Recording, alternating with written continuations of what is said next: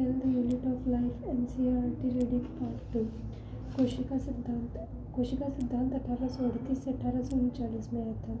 1838 में जर्मन के वनस्पति वैज्ञानिक में थे यश स्लाइडन ने बहुत सारे पौधे के अध्ययन के बाद पाया कि ये पौधे विभिन्न प्रकार की कोशिकाओं से मिलकर बने होते हैं जो पौधे में उत्तक का निर्माण करते हैं। लगभग इसी समय 1839 में एक ब्रिटिश प्राणी वैज्ञानिक थियोडोर श्वान थे। इन्होंने सर्वप्रथम जीवद्रव्य झिल्ली के बारे में बताया था। थियोडोर श्वान ने विभिन्न जंतु कोशिकाओं के अध्ययन के बाद पाया कि कोशिकाओं के बाहर एक पतली परत मिलती है जिसे आजकल जीवद्रव्य झिल्ली कहते हैं। इस वैज्ञानिक ने पादप उत्तकों के अध्ययन के बाद पाया कि पादप कोशिकाओं में कोशिका भित्ति मिलती है जो उसकी विशेषता है। उपरोक्त आधार पर श्वान ने अपनी परिकल्पना रखते हुए बताया कि प्राणियों और वनस्पतियों का शरीर कोशिकाओं और उनके उत्पाद से मिलकर बना होता है। स्लाइडन व श्वान ने संयुक्त रूप से कोशिका सिद्धांत को प्रतिपादित किया। यद्यपि इनका सिद्धांत यह बताने में असफल रहा कि नई कोशिकाओं का निर्माण कैसे होता है। पहली बार रुडोल्फ विर्चोव 1855 ने स्पष्ट किया कि कोशिका विभाजित होती है और नई कोशिकाओं का निर्माण पूर्व स्थित कोशिकाओं के विभाजन से होता है। ओमनिस सेलुला इस सेलुला। इन्होंने स्लाइडन व श्वान की कल्पना को रूपांतरित कर नई कोशिका सिद्धांत को प्रतिपादित किया। वर्तमान समय के परिप्रेक्ष्य में कोशिका सिद्धांत निम्नवत है। सभी जीव कोशिका व कोशिका उत्पाद से बने होते हैं। सभी कोशिकाएं पूर्व स्थित कोशिकाओं से निर्मित होती हैं। कोशिका का समग्र अवलोकन। आरंभ में आप प्याज के छिलके और मनुष्य के गाल की कोशिकाओं को सूक्ष्मदर्शी से देख चुके होंगे। उनकी संरचना का स्मरण करें। प्याज की कोशिकाएं जो एक प्रारूपी पादप कोशिका है जिसके बाहरी सतह पर एक स्पष्ट कोशिका भित्ति व इसके ठीक नीचे कोशिका झिल्ली होती है। मनुष्य की गाल की कोशिकाओं के संगठन में बाहर की तरफ केवल एक झिल्ली संरचना निकलती दिखाई पड़ती है। प्रत्येक कोशिका के भीतर एक सघन झिल्ली युक्त संरचना मिलती है जिसे केंद्रक कहते हैं। इस केंद्रक में गुणसूत्र क्रोमोसोम होते हैं जिनमें आनुवंशिक पदार्थ डीएनए होता है। जिस कोशिका में झिल्ली युक्त केंद्रक होता है उसे यूकेरियोट व जिसमें झिल्ली युक्त केंद्रक नहीं मिलता है उसे प्रोकैरियोटिक कहते हैं। दोनों यूकेरियोटिक व प्रोकैरियोटिक कोशिकाओं में इनके आयतन को घेरे हुए एक अर्ध तरल अवयव मिलता है जिसे कोशिका द्रव्य कहते हैं। दोनों पादप व जंतु कोशिकाओं में कोशिकीय क्रियाओं हेतु कोशिका द्रव्य एक प्रमुख स्थल होता है। कोशिका की जीव अवस्था संबंधित विभिन्न रासायनिक अभिक्रियाएं यही संपन्न होती हैं। यूकेरियोटिक कोशिकाओं में केंद्रक के अतिरिक्त अन्य झिल्ली युक्त विभिन्न संरचनाएं मिलती है जो कोशिकांग कहलाते हैं जैसे एंडोप्लाज्मिक रेटिकुलम, अंतःप्रद्रवी जालिका, सूत्रकणिका, माइटोकॉन्ड्रिया, सूक्ष्मकाय, माइक्रोबॉडी, गोल्जी समुच्चय, लयनकाय, लाइसोसोम व राजधानी। प्रोकैरियोटिक कोशिका में झिल्ली युक्त कोशिकांग का अभाव होता है। सबसे पहले निम्न स्ट्रक्चर थी। एक तो आरबीएससी की है। लाल रुधिर कोशिकाएं जो गोल व द्विउतली होती है। श्वेत रुधिर कोशिकाएं अमीबाकृति होती है। स्तंभाकार उपकला कोशिकाएं लंबी व संकरी होती है। तंत्रिका कोशिकाएं शाखित व लंबी होती है। एक वाहिनिका दीर्घीकृत। मध्योतकी कोशिकाएं गोल होती है। यूकेरियोट व प्रोकैरियोट दोनों कोशिकाओं में झिल्ली रहित अंगक राइबोसोम मिलते हैं। कोशिका के भीतर राइबोसोम केवल कोशिका द्रव्य में ही नहीं बल्कि दो अंगकों हरितलवक पौधे व माइटोकॉन्ड्रिया में व क्षुद्र अंतःप्रद्रवी जालिका में भी मिलते हैं। जंतु कोशिकाओं में झिल्ली रहित तारककाय केंद्रक जैसे अन्य अंगक मिलते हैं जो कोशिका विभाजन में सहायता करते हैं। कोशिकाएं माप, आकार व कार्य की दृष्टि से काफ़ी भिन्न होती है। उदाहरण सबसे छोटी कोशिकाएं माइकोप्लाज्मा है जो 0.3 माइक्रोमीटर लंबाई की, जबकि जीवाणु बैक्टीरिया में 3 से 5 माइक्रोमीटर की होती है। पृथक की गई सबसे बड़ी कोशिका शुतुरमुर्ग के अंडे के समान होती है। बहुकोशिकीय जीवधारियों में मनुष्य की लाल रक्त कोशिकाओं का व्यास 7 माइक्रोमीटर होता है। तंत्रिका कोशिकाएं सबसे लंबी कोशिकाओं में होती है। ये बिंबाकार, बहुभुजी, स्तंभी, घनाभ धागे की तरह या असमाकृत प्रकार की होती है। कोशिकाओं का रूप उनके कार्य के अनुसार भिन्न होता है। माइकोप्लाज्मा होती है 0.3 माइक्रोमीटर, जीवाणु होती है 3 से 5 माइक्रोमीटर और आरबीएससी होती है 7 माइक्रोमीटर। और तंत्रिका कोशिकाएं सबसे लंबी कोशिकाएं होती है जो बिंबाकार, बहुभुजी, स्तंभी, घनाभ धागे की तरह या असमाकृत होती है और सबसे बड़ी कोशिका शुतुरमुर्ग के अंडे के समान होती है। प्रोकैरियोटिक कोशिकाएं। सबसे पहले इधर बात करें तो प्रारूपी जीवाणु 1 से 2 माइक्रोमीटर हो जाएगा। पीपीएलओ लगभग 0.1 माइक्रोमीटर हो जाएगा और वायरस 0.02 से 0.2 माइक्रोमीटर का होता है। प्रोकैरियोटिक कोशिकाएं। प्रोकैरियोट में जीवाणु, नीलहरित शैवाल, माइकोप्लाज्मा और प्लूरोनिमोनिया समजीव पीपीएलओ मिलते हैं। सामान्यतः यूकैरियोटिक कोशिकाओं में बहुत छोटी होती है और काफ़ी तेज़ी से विभाजित होती है। माप का आकार काफ़ी भिन्न होता है। जीवाणु के 4 मूल आकार होते हैं। Bacillus, कोकस, विब्रो, spiral. जीवाणु के 4 मूल आकार होते हैं। बेसिलस, कोकस, विब्रो, स्पाइरस। बेसिलस होता है दंडाकार, कोकस गोलाकार होता है, विब्रो कोशिका आकार होता है और स्पाइरल सर्पिल आकार का होता है। प्रोकैरियोटिक कोशिका का मूलभूत संगठन, आकार व कार्य में विभिन्नता के बावजूद एक सा होता है। सभी प्रोकैरियोट में कोशिका भित्ति होती है जो कोशिका झिल्ली से घिरी होती है, केवल माइकोप्लाज्मा को छोड़कर। कोशिका में साइटोप्लाज्म एक तरल मैट्रिक्स के रूप में भरा रहता है। इसमें कोई स्पष्ट विभेदित केंद्रक नहीं पाया जाता। आनुवंशिक पदार्थ मुख्य रूप से नग्न व केंद्रक झिल्ली द्वारा परिबद्ध नहीं होते। जीनोम डीएनए के अतिरिक्त एकल गुणसूत्र या गोलाकार डीएनए जीवाणु में सूक्ष्म डीएनए वृत्त जीनोमिक डीएनए के बाहर पाए जाते हैं। इन डीएनए वृत्तों को प्लाज्मिड कहते हैं। ये प्लाज्मिड डीएनए जीवाणु में विशिष्ट समलक्षणों को बताते हैं। उनमें से एक प्रतिजीवी के प्रतिरोधी होते हैं। आप कुछ कक्षाओं में पढ़ेंगे कि प्लाज्मिड डीएनए वृत्त जीवाणु का बाहरी डीएनए के साथ रूपांतरण के प्रवर्धन हेतु उपयोगी है। केंद्रक झिल्ली यूकैरियोट में पाई जाती है। राइबोसोम के अलावा प्रोकैरियोट में यूकैरियोटिको अंगक नहीं पाए जाते हैं। प्रोकैरियोटिक में कुछ विशेष प्रकार के अंतर्विष्ट मिलते हैं। प्रोकैरियोटिक की यह विशेषता है कि उनमें कोशिका झिल्ली एक विशिष्ट विभेदित आकार में मिलती है जिसे मीजोसोम कहते हैं। यह तत्व कोशिका झिल्ली अंतर्वलन होते हैं। कोशिका आवरण और इसके रूपांतरण।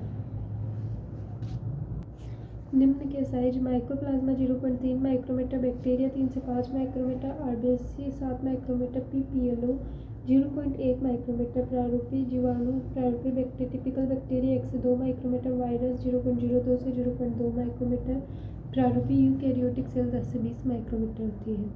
उसके बाद में कोशिका आवरण और इसके रूपांतरण। अधिकांश प्रोकैरियोटिक कोशिकाएं, विशेषकर जीवाणु कोशिकाओं में एक जटिल रासायनिक कोशिकीय आवरण मिलता है। इनमें कोशिका आवरण दृढ़तापूर्वक बंधकर 3 स्तरित संरचनाएं बनाता है, जिसे बाह्य परत ग्लाइकोकेलिस, जिसके पश्चात क्रमशः कोशिका भित्ति एवं कोशिका झिल्ली होती है। यद्यपि आवरण के प्रत्येक परत का कार्य भिन्न है, यह तीनों मिलकर एक सुरक्षा इकाई बनाते हैं। जीवाणुओं को उनकी कोशिकीय आवरण में भिन्नता व ग्राम द्वारा विकसित अभिरंज विधि के प्रति विभिन्न व्यवहार के कारण 2 श्रेणियों में वर्गीकृत किया गया है। जैसे कि ग्राम अभिरंजित हो तो उसे ग्राम पॉजिटिव एवं अन्य को ग्राम अभिरंजित नहीं हो पाते तो उन्हें ग्राम नेगेटिव कहते हैं। ग्लाइकोकेलिक्स विभिन्न जीवाणुओं में रचना एवं मोटाई में भिन्न होते हैं। कुछ में यह ढीली आच्छादित होती है जिससे स्लाइम मोल्स या उपंक परत कहते हैं, व दूसरे में यह मोटी कठोर आवरण के रूप में होती है जिसे कैप्सूल या संपुटिका कहलाती है। कोशिका भित्ति कोशिका के आवरण को निर्धारित करती है व सशक्त संरचना भूमिका प्रदान करती है जो जीवाणु को फटने तथा निपातित होने से बचाती है। जीवद्रव्य झिल्ली प्रकृति में वर्णनात्मक होती है और इसके द्वारा कोशिका बाह्य आवरण वातावरण से संपर्क बनाए रखने में सक्षम होती है। संरचना अनुसार यह झिल्ली यूकैरियोटिक झिल्ली जैसी होती है। एक विशेष झिल्ली में संरचना जो जीवद्रव्य झिल्ली के कोशिका में फैलाव से बनती है को मीजोसोम कहते हैं। यह फैलाव पुट्टिका, नलिका एवं पट्टिका के रूप में होता है। यह कोशिका भित्ति निर्माण, डीएनए प्रतिकृतिकरण व इसकी संतति कोशिकाओं में वितरण को सहायता देता है। यह श्वसन स्रावी प्रक्रिया, जीवद्रव्य झिल्ली के पृष्ठ क्षेत्र एंजाइम मात्रा को बढ़ाने में भी सहायता करता है। कुछ प्रोकैरियोटिक जैसे नीलहरित जीवाणु के कोशिका द्रव्य में झिल्ली में विस्तार होता है जिसे वर्णक या लवक कहते हैं। इनमें वर्णक पाए जाते हैं। जीवाणु कोशिकाएं चलायमान अथवा अचलायमान होती है। यदि वह चलायमान है तो उनमें कोशिका भित्ति जैसी पतली संरचनाएं मिलती है जिसे कशाभिका कहते हैं। जीवाणुओं में कशाभिका की संख्या व विन्यास का क्रम भिन्न होता है। जीवाणु कशाभिका 3 भागों में बांटा होता है: तंतु, अंकुश व आधारीय शरीर। Filament, hook and basal body. Filament तंतु कशाभिका का सबसे बड़ा भाग होता है और यह कोशिका सतह के बाहर की ओर फैला होता है। जीवाणु की सतह पर पाई जाने वाली संरचना रोम व झालर इनकी गति में सहायक नहीं होती। रोम लंबी नलिकाकार संरचनाएं होती है जो विशेष प्रोटीन की बनी होती है। झालर लघु शंकु जैसे तंतु होते हैं जो कोशिका के बाहर प्रवर्धित होते हैं। कुछ जीवाणुओं में यह उनको पानी की धारा में पाई जाने वाली चट्टानों व पोषक ऊतकों से चिपकाने में सहायता करती है। राइबोसोम व अंतर्विशिष्ट पिंड इंक्लूजिंग बॉडीज। प्रोकैरियोट में राइबोसोम कोशिका की जीवद्रव्य झिल्ली से जुड़े होते हैं। ये 15 से 20 नैनोमीटर आकार के होते हैं और 2 इकाइयाँ में 50 व 30 की बनी होती है जो आपस में मिलकर 70 प्रकार के राइबोसोम बनाते हैं। प्रोकैरियोटिक राइबोसोम बनाते हैं। राइबोसोम के ऊपर प्रोटीन संश्लेषित होता है। बहुत से राइबोसोम एक संदेशवाहक आरएनए से संबंधित होकर एक श्रृंखला बनाते हैं जिसे बहुराइबोसोम अथवा बहुसूत्र कहते हैं। बहुसूत्र का राइबोसोम संदेशवाहक आरएनए से संबंधित होकर प्रोटीन निर्माण में भाग लेता है। अंतर्विशिष्ट पिंड। प्रोकैरियोटिक कोशिकाओं में बचे हुए पदार्थ जीव कोशिका द्रव्य में अंतर्विष्ट पिंड के रूप में संचित होते हैं। ये झिल्ली द्वारा घिरे नहीं होते हैं, कोशिका द्रव्य में स्वतंत्र रूप से पड़े रहते हैं। उदाहरण फॉस्फेट कणिकाएं, साइलोफाइसिन कणिकाएं और ग्लाइकोजन कणिकाएं। गैस राजधानी नील हरित, बैंगनी और हरी प्रकाश संश्लेषित जीवाणुओं में मिलती है। पादप कोशिका व प्राणी कोशिका का डायग्राम। सबसे पहले इधर आते हैं कोशिका भित्ति। कोशिका भित्ति के बाद में आ जाए कोशिका भित्ति। कोशिका की भित्ति के बाद में सूत्रकणिका, फिर राइबोसोम, हरित लवक, कोशिका द्रव्य, पेरोक्सिसोम, मध्यवर्ती तंतु, एक्टिन, सूक्ष्म नलिका, जीवद्रव्य तंतु, चिकनी अंतर्प्रदेवी जालिका, लयनकाय, खुरदरी अंतर्प्रदेवी जालिका, केंद्रक, केंद्रिका, केंद्रक उपकरण, केंद्रक आवरण, कोशिका झिल्ली और रसदानी आते हैं। उसके अन्य प्राणी कोशिका में सबसे पहले आता है सूक्ष्मांकुर, फिर जीवद्रव्य झिल्ली, तारकाय, पेरोक्सिसोम, लयनकाय, राइबोसोम, सूत्रकणिका, खुरदरी अंतर्प्रदेवी जालिका, कोशिका द्रव्य, केंद्रक, केंद्रिका, केंद्रक आवरण, चिकनी अंतर्प्रदेवी जालिका, गोल्जी उपकरण। इसके अंदर यूकैरियोटिक कोशिकाएं या ससीम केंद्रक की कोशिकाएं। सभी आदिजीव पादप प्राणी व कवक में यूकैरियोटिक कोशिकाएं होती है। यूकैरियोटिक कोशिकाओं में झिल्लीदार अंगकों की उपस्थिति के कारण कोशिका द्रव्य विस्तृत कक्ष युक्त प्रतीत होता है। यूकैरियोटिक कोशिका में झिल्ली में केंद्रक आवरण युक्त व्यवस्थित केंद्रक मिलता है। इसके अतिरिक्त यूकैरियोटिक कोशिकाओं में विभिन्न प्रकार की जटिल गतिकीय एवं कोशिकीय कंकाल जैसी संरचनाएं मिलती है। इनमें आनुवंशिक पदार्थ गुणसूत्र के रूप में व्यवस्थित रहते हैं। सभी यूकैरियोटिक कोशिकाएं एक जैसी नहीं होती। पादप व जंतु कोशिकाएं भिन्न भिन्न होती है। पादप कोशिकाओं में कोशिका भित्ति, लवक एवं एक बड़ी केंद्रीय राजधानी मिलती है, जबकि प्राणी कोशिकाओं में यह अनुपस्थित होती है। दूसरी तरफ प्राणी कोशिकाओं में तारकाय मिलता है जो लगभग सभी पादप कोशिकाओं में अनुपस्थित होता है। आइए प्रत्येक कोशिकीय अंगक की संरचना व कार्यविधि का अध्ययन करें। कोशिका झिल्ली। वर्ष 1950 के इलेक्ट्रॉन सूक्ष्मदर्शी की खोज के बाद कोशिका झिल्ली की विस्तृत संरचना का ज्ञान संभव हो सका। इस बीच मनुष्य की लाल रक्त कणिकाओं की कोशिका झिल्ली के रासायनिक अध्ययन के बाद जीवद्रव्य झिल्ली की संभावित संरचना के बारे में जानकारी प्राप्त हो सकी। अध्ययनों के बाद इस बात की पुष्टि हुई कि कोशिका झिल्ली मुख्यतः लिपिड व प्रोटीन की बनी होती है। उनमें प्रमुखतः लिपिड फोस्फोलिपिड होते हैं जो 2 सतहों में व्यवस्थित होती है। लिपिड झिल्ली के अंदर व्यवस्थित होती है जिसका ध्रुवीय सिरा बाहर की ओर व जलबिंदु पूंछ सिरा अंदर की ओर होता है। इससे सुनिश्चित होता है कि संतृप्त हाइड्रोकार्बन की बनी हुई यह ध्रुवीय पूंछ जलीय वातावरण से सुरक्षित रहती है।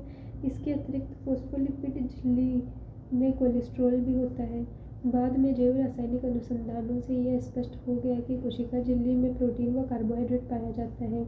विभिन्न कोशिकाओं में प्रोटीन व लिपिड का अनुपात भिन्न भिन्न होता है। मनुष्य की आरबीसी इरिथ्रोसाइट की झिल्ली में लगभग 52% प्रोटीन व 40% लिपिड मिलता है। झिल्ली में पाए जाने वाले प्रोटीन को अलग करने की सुविधा के आधार पर 2 अंगभूत व परिधीय प्रोटीन भागों में विभक्त कर सकते हैं।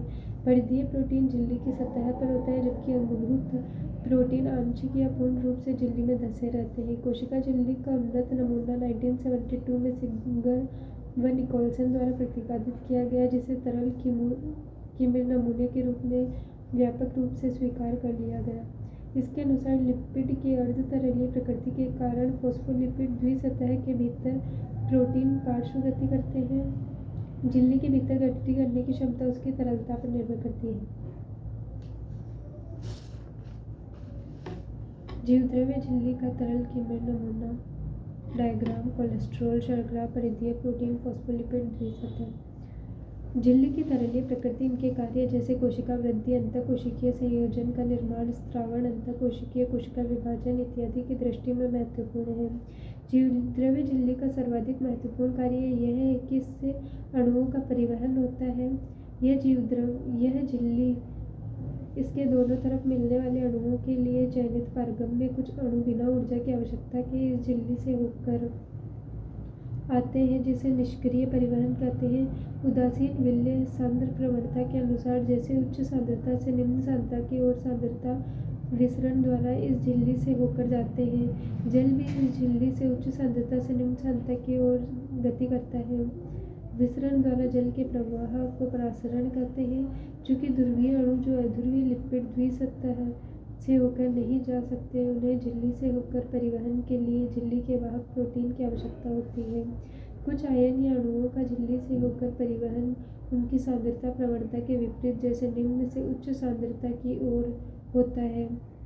इस प्रकार के परिवहन हेतु ऊर्जा आधारित प्रक्रियाएं होती है, जिनमें एटीपी का उपयोग होता है, जिसे सक्रिय परिवहन कहते हैं। ये एक पंप के रूप में कार्य करता है, जैसे sodium ion, potassium ion pump. कोशिका भित्ति। आपको याद ही होगा कि कवक व पौधे की जीवद्रव्य झिल्ली के बाहर पाए जाने वाली दृढ़ निर्जीव आवरण को कोशिका भित्ति कहते हैं। कोशिका भित्ति कोशिका को केवल यांत्रिक हानियों और संक्रमण से ही रक्षा नहीं करती, बल्कि यह कोशिका के बीच आपसी संपर्क बनाए रखने तथा अवांछनीय वृद्ध अणुओं के लिए अवरोध प्रदान करता है। शैवाल की कोशिका भित्ति सेल्यूलोज, गैलेक्टोज, मैग्नीज व खनिज जैसे कैल्शियम कार्बोनेट की बनी होती है, जबकि दूसरे पौधे में यह सेल्यूलोज, हेमीसेल्यूलोज, पेक्टिन व प्रोटीन की बनी होती है। नवपादप कोशिका की कोशिका भित्ति में स्थित प्राथमिक भित्ति में वृद्धि की क्षमता होती है, जो कोशिका की परिपक्वता के साथ घटती जाती है व इसके साथ कोशिका के भीतर की तरफ द्वितीय भित्ति का निर्माण होने लगता है। मध्य पट्टिका मुख्यतः कैल्शियम पेक्टेट की बनी सतह होती है, जो आसपास की विभिन्न कोशिकाओं को आपस में चिपकाए व पकड़े रहती है। कोशिका भित्ति और मध्य पट्टिका में जीवद्रव्य तंतु प्लाज्मोडेस्माटा आड़े तिरछे रूप में स्थित रहते हैं, जो आसपास की कोशिका द्रव्य को जोड़ते हैं। Endoplasmic reticulum structure. चिकनी अंतःप्रदेवी जालिका, राइबोसोम, खुरदरी अंतःप्रदेवी जालिका, केंद्रक छिद्र, केंद्रिका। अंतःझिल्ली तंत्र। झिल्लीद्वार अंगक कार्य व संरचना।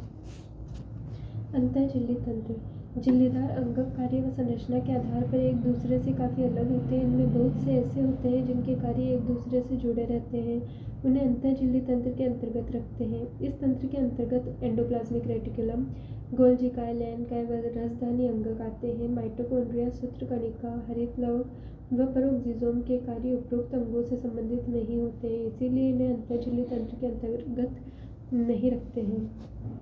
अंतर्द्रवीय जालिका। Endoplasmic reticulum. इलेक्ट्रॉन सूक्ष्मदर्शी से अध्ययन के पश्चात यह पता चला कि यूकैरियोटिक कोशिकाओं के कोशिका द्रव्य में चपटे आपस में जुड़ी थैली युक्त छोटी नलिकावर्त जालिका तंत्र बिखरा रहता है, जिसे अंतःप्रदेवी जालिका कहते हैं।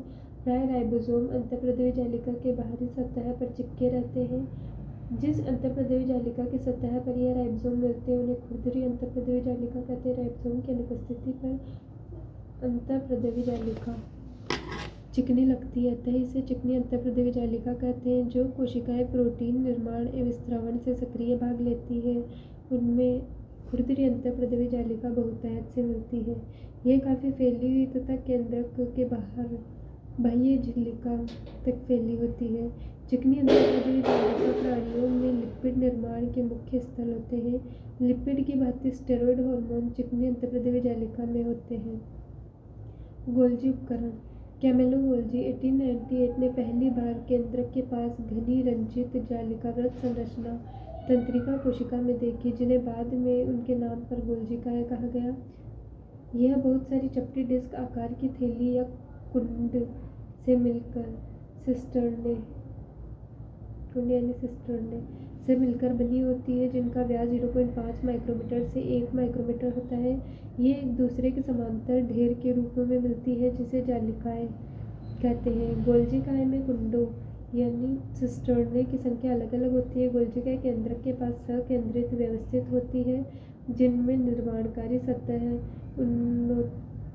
उन्नतोदर सिस व परिपक्व सतह उत्तलाउत्तल ट्रांस होती है।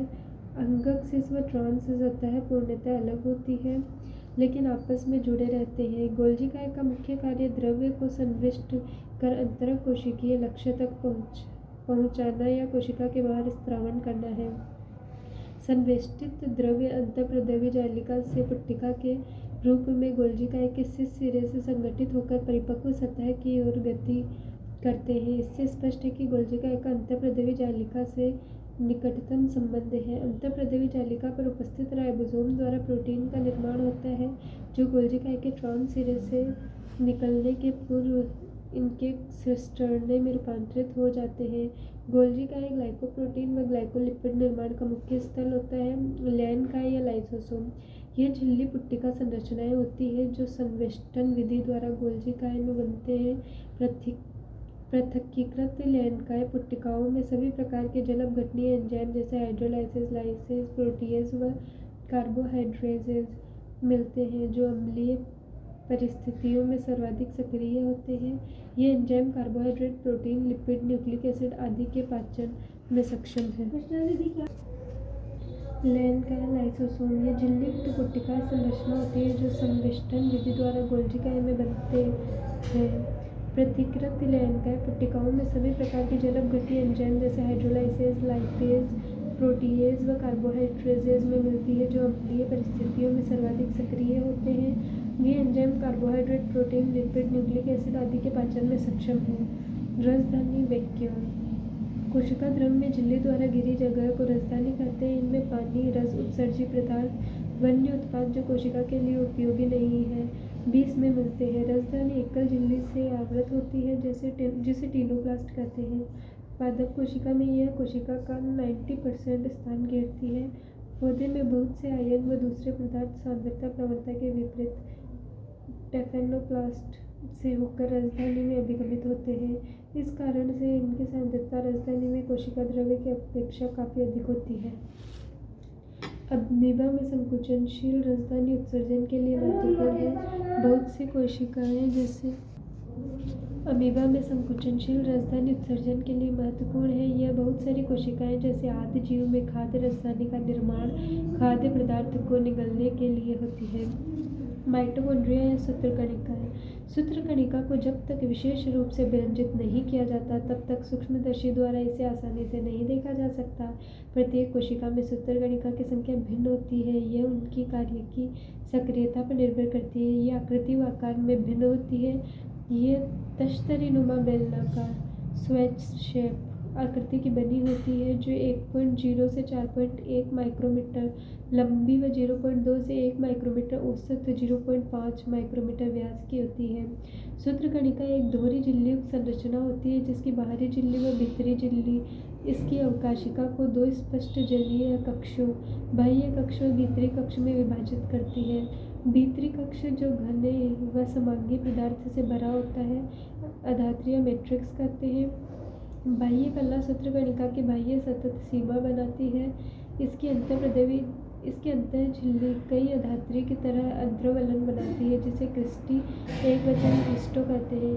क्रिस्टी इसके क्षेत्रफल को बढ़ाती है। इसकी दोनों झिल्लियों में इनमें संबंधित विशेष एंजाइम मिलते हैं, जो सूत्रकणिका के कार्य से संबंधित हैं। सूत्रकणिका का वायवीय श्वसन से संबंध होता है। इसमें कोशिकीय ऊर्जा एटीपी के रूप में उत्पादित होती है। इस कारण से सूत्रकणिका को कोशिका का शक्ति ग्रह कहते हैं।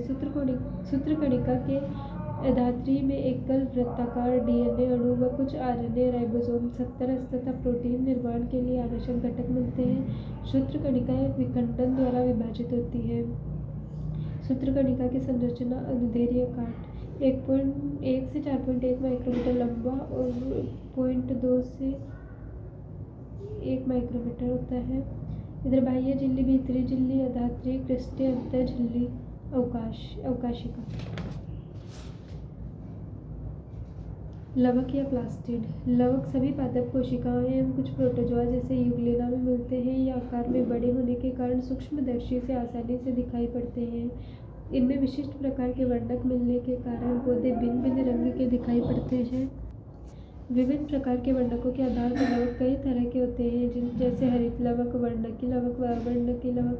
हरित लवकों में पर्णहरित वर्णक व कैरोटीनॉइड वर्णक मिलते हैं, जो प्रकाश संश्लेषण के लिए आवश्यक प्रकाशीय ऊर्जा को संचित रखने का कार्य करते हैं। वर्णकी लवकों में वसा, विल्ले, कैरोटीनॉइड वर्णक जैसे केराटिन, ज़ैंथोफिल व अन्य दूसरे मिलते हैं। इनके कारण पादपों में पीली, नारंगी व लाल रंग दिखाई पड़ते हैं।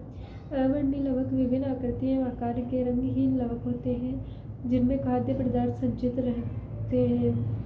मंड लवक में मंड के रूप में कार्बोहाइड्रेट संचित होता है, जैसे आलू। तेल लवक में तेल व वसा तथा प्रोटीन लवक में प्रोटीन का भंडार होता है। हरे पौधे के अधिकतर हरित लवक पत्ती की पर्णमध्योतक कोशिकाओं में पाए जाते हैं। हरित लवक लेंस के आकार के अंडाकार, गोलाकार, चक्रीय व फीते के आकार के अंडक होते हैं, जो विभिन्न लंबाई 5 से 10 माइक्रोमीटर व चौड़ाई 2 से 4 माइक्रोमीटर के होते हैं। इनकी संख्या भिन्न हो सकती है, जैसे प्रत्येक कोशिका में एक क्लेमाइडोमोनास हरित शैवाल से 20 से 40 प्रति कोशिका पर्णमध्योतक कोशिका हो सकती है। सूत्रकणिका की तरह हरित लवक द्विझिल्ली युक्त होते हैं। उपरोक्त दो में से इसकी भीतरी लवक झिल्ली अपेक्षाकृत कम पारगम्य होती है। हरित लवक के अंतर झिल्ली से घिरे हुए भीतर के स्थान को स्ट्रोमा पट्टिका कहते हैं। स्ट्रोमा में चपटे झिल्लीयुक्त थैली जैसी संरचना संगठित होती है, जिसे थैलेकोइड कहते हैं। थैलेकोइड सिक्के के चट्टों की भांति ढेर के रूप में मिलती है, जिसे ग्रेना एकवचन ग्रेनम या अंतःग्रेना थैलेकोइड कहते हैं। इसके अलावा कई चपटी झिल्लीनुमा नलिकाएं जो ग्रेना के विभिन्न थैलेकोइड को जोड़ती है, उसे पट्टिकाएं कहते हैं। थैलेकोइड की झिल्ली एक रिक्त स्थान को घेरे होती है, इसे अवकाशिका कहते हैं। हरित लवक की पट्टिका में बहुत एंजाइम मिलते हैं, जो कार्बोहाइड्रेट व प्रोटीन निर्माण के लिए आवश्यक है। इनमें छोटी द्विलड़ी वृत्ताकार डीएनए अणु व राइबोसोम मिलते हैं। हरित लवक थैलेकोइड में उपस्थित होते हैं। हरित लवक में पाया जाने वाला राइबोसोम 70 कोशिका द्रव्य राइबोसोम 80 से छोटा होता है। राइबोसोम। जॉर्ज पेलेट ने 1953 में इलेक्ट्रॉन सूक्ष्मदर्शी द्वारा सघन कणिका में संरचना राइबोसोम को सर्वप्रथम देखा था। ये राइबोन्यूक्लिक एसिड व प्रोटीन के बने और किसी भी झिल्ली से घिरे नहीं रहते। यूकैरियोटिक राइबोसोम 80 व प्रोकैरियोटिक राइबोसोम 70 प्रकार के होते हैं। प्रत्येक राइबोसोम में उप इकाइयाँ, बड़ी व छोटी उप इकाइयाँ होती हैं। यहाँ पर एस. श्वेटबर्ग इकाई अवसादन गुणांक को प्रदर्शित करता है। यह अपरोक्ष रूप में आकार व घनत्व को व्यक्त करता है। दोनों 70 व 80 राइबोसोम दो उप इकाइयों से बना होता है, साइटोपंजर या साइटोस्केलेटन। प्रोटीन युक्त विस्तृत जालिकाकार तंतु जो कोशिका द्रव्य में मिलता है, उसे साइटोपंजर कहते हैं। कोशिका में मिलने वाला साइटोपंजर के विभिन्न कार्य जैसे यांत्रिक सहायता, गति व कोशिका के आकार को बनाए रखने में उपयोगी है। पक्षमाभ व कशाभिका, सीलिया तथा फ्लैजेला। पक्षमाभिकाएं। सीलिया एक वचन पक्षमाभ व कशाभिकाएं एक वचन कशाभिका। डोम सदृश कोशिका झिल्ली पर मिलने वाली अभिवृद्धि है। पक्षमाभ एक छोटी संरचना चप्पू की तरह कार्य करती है, जो कोशिका को या उसके चारों तरफ मिलने वाले द्रव्य की गति में सहायक है। कशाभिका अपेक्षाकृत लंबे और कोशिका की गति में सहायक है। प्रोकैरियोटिक जीवाणुओं में पाई जाने वाली कशाभिका संरचनात्मक रूप से यूकैरियोटिक कशाभिकाएं से भिन्न होती है। इलेक्ट्रॉन सूक्ष्मदर्शी अध्ययन से पता चलता है कि पक्षमाभ व कशाभिका जीवद्रव्य झिल्ली से ढके होते हैं। इनके कोर को अक्षसूत्र कहते हैं, जो कई सूक्ष्म नलिकाओं का बना होता है, जो लंबे अक्ष के समांतर स्थित होते हैं। अक्षसूत्र के केंद्र में एक जोड़ी सूक्ष्म नलिकाएं मिलती है और 9 द्विअरीय परिधि की ओर व्यवस्थित सूक्ष्म नलिकाएं होती है।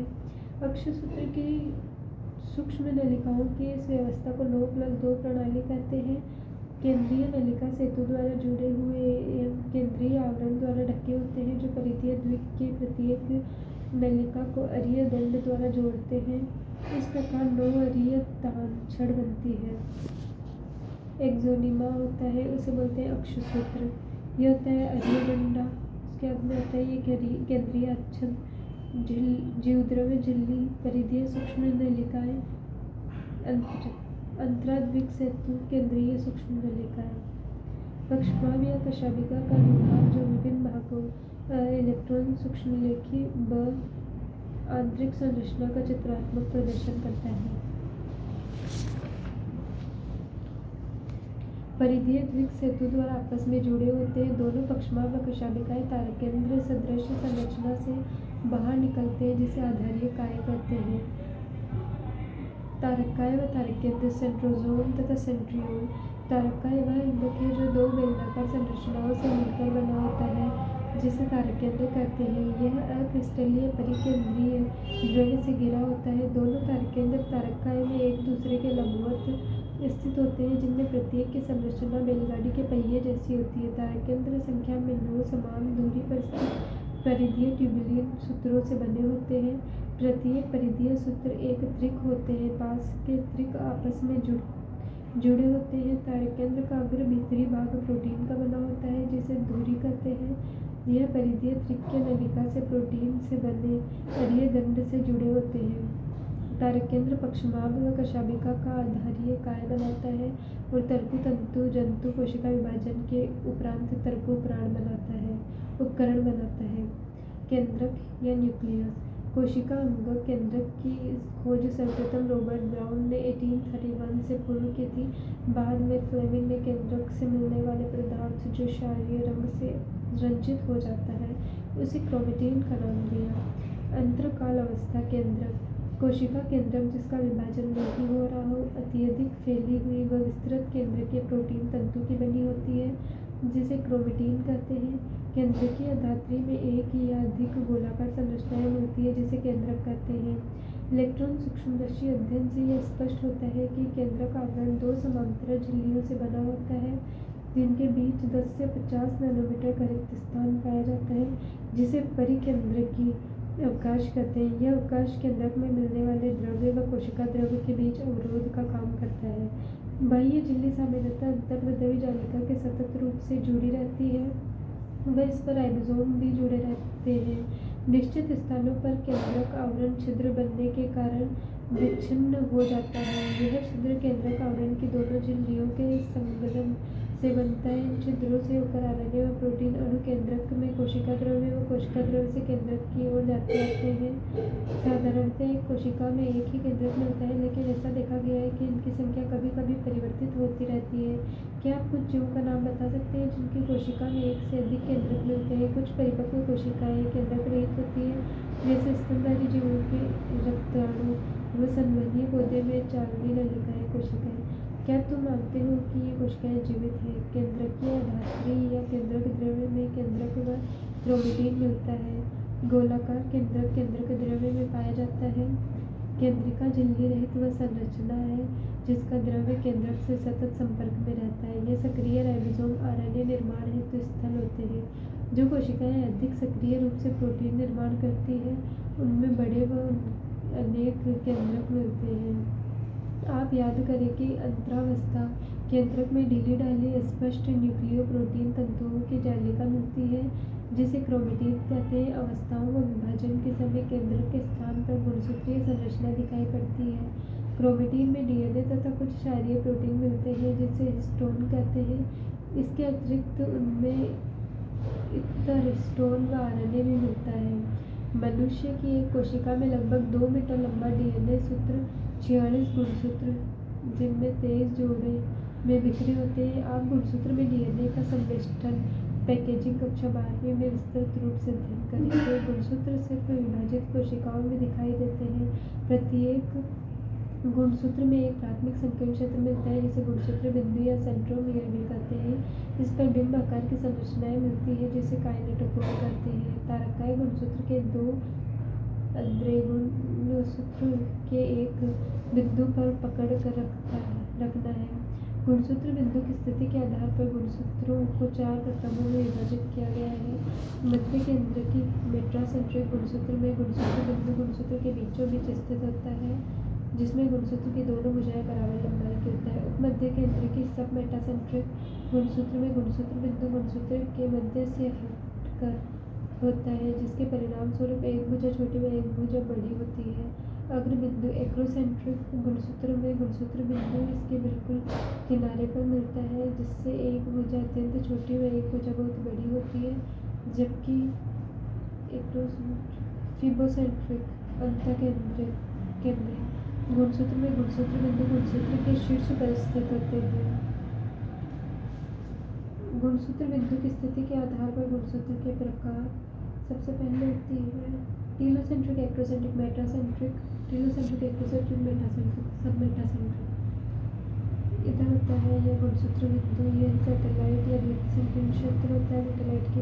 सैटेलाइट द्वितीय संकीर्ण क्षेत्र द्वारा जुड़ी होती है। यह छोटी भुजा होती है। यह गुणसूत्र बिंदु ये बड़ी भुजा होती है।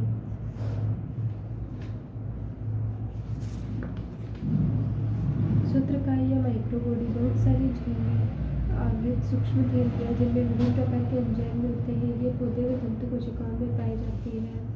सारांश: सभी जीव कोशिका या कोशिका समूह से बने होते हैं। कोशिकाएं आकार व आकृति तथा क्रियाएं कार्य की दृष्टि से भिन्न होती है। झिल्ली युक्त केंद्रक व अन्य अंगों की उपस्थिति या अनुपस्थिति के आधार पर कोशिका या जीव को प्रोकैरियोट या यूकेरियोट नाम से जानते हैं। एक प्रारूपी यूकेरियोटिक कोशिका केंद्रक व कोशिका द्रव्य से बना होता है। पादप कोशिका में कोशिका झिल्ली के बाहर कोशिका भित्ति पाई जाती है। जीवद्रव्य कला चयनित पारगम्य होती है और बहुत सारे अणुओं के परिवहन में भाग लेती है। झिल्लिका तंत्र के अंतर्गत अंतःप्रदेवी जालिका, गोल्जिकाएं, लयनकाएं व रसधानी होती है। सभी कोशिकीय अंगक विभिन्न एवं विशिष्ट प्रकार के कार्य करते हैं। पादप कोशिका में हरित लवक प्रकाश संश्लेषण के लिए आवश्यक प्रकाशीय ऊर्जा को संचित रखने का कार्य करते हैं। तारककाय व तारक केंद्र पक्षमार्ग व कशाभिका का आधारीय काय बनाता है, जो गति में सहायक है। जंतु कोशिकाओं में तारक केंद्र कोशिका विभाजन के दौरान तर्कु उपकरण बनाते हैं। केंद्रक में केंद्रक व क्रोमेटिन का तंत्र मिलता है। यह अंगकों के कार्य को ही नियंत्रित नहीं करता, बल्कि आनुवंशिकी में महत्वपूर्ण भूमिका अदा करता है। अतः कोशिका जीवन की संरचनात्मक व क्रियात्मक इकाई होती है। अंतःप्रदेवी जालिका नलिकाओं व कुंडों से बनी होती है। यह दो प्रकार की होती है, खुरदरी व चिकनी अंतःप्रदेवी जालिका पदार्थ के अभिगमन, प्रोटीन निर्माण, लाइपोप्रोटीन निर्माण तथा ग्लाइकोजन के निर्माण में सहायक होती है। गोल्जिकाएं झिल्ली युक्त अंगक है जो चपटे थैलीनुमा संरचना से बने होते हैं। इनमें कोशिकाओं का स्त्रावन संविष्ट होता है, जिनमें सभी प्रकार के वृद्ध अणुओं के पाचन हेतु एंजाइम मिलते हैं। राइबोसोम प्रोटीन निर्माण में भाग लेते हैं। ये कोशिका द्रव्य में स्वतंत्र रूप में या अंतःप्रदेवी जालिका से संबंधित होते हैं। सूत्रकणिका ऑक्सीकारी फॉस्फोरिलीकरण तथा एडिनोसिन ट्राइफॉस्फेट के निर्माण में सहायक होता है। ये द्विझिल्ली क्रिस्टी में अंतर्गलित होती है। लवक वर्ण युक्त अंगक है जो केवल पादप कोशिकाओं में मिलते हैं। ये द्विझिल्ली संरचनाएं हैं। लवक के ग्रेना में प्रकाशीय अभिक्रिया तथा पिट्ठा में अप्रकाशीय अभिक्रिया संपन्न होती है। हरे रंगीन लवक वर्णक होते हैं, जिनमें कैरोटीन तथा जंतुमूल जैसे वर्णक मिलते हैं। पक्षमार्ग तथा कशाभिका कोशिका की गति में सहायक है। कशाभिका पक्षमार्ग से लंबे होते हैं। कशाभिका तरंगी गति से चलते हैं, जबकि पक्षमार्ग डोलनोदन द्वारा गति करता है। केंद्रक द्विझिल्ली युक्त केंद्रक झिल्ली से घिरा होता है, जिनमें केंद्रक छिद्र पाए जाते हैं। भीतरी झिल्ली केंद्रक द्रव्य व क्रोमेटिन पदार्थ को घेरे रहती है। प्राणी कोशिका में तारक केंद्र युग्मित होता है, जो एक दूसरे के लंबवत स्थित होते हैं।